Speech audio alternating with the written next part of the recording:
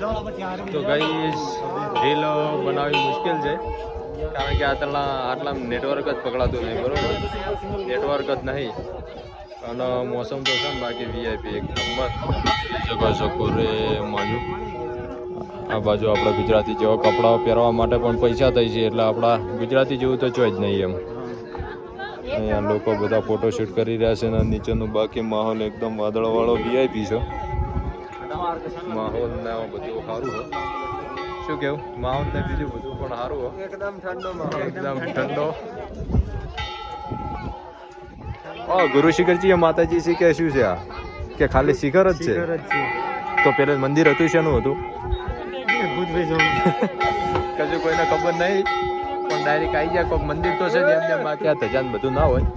તમને ખબર હોય તો કોમેન્ટ કરજો બધા. ચલો ત્યારે બીજા આગળના બ્લોગમાં બધા જોડાયેલા રહેજો. બીજા નેક્સ્ટ પણ પાર્ટ ઘણા બધા આવશે આપણા. જય માતાજી.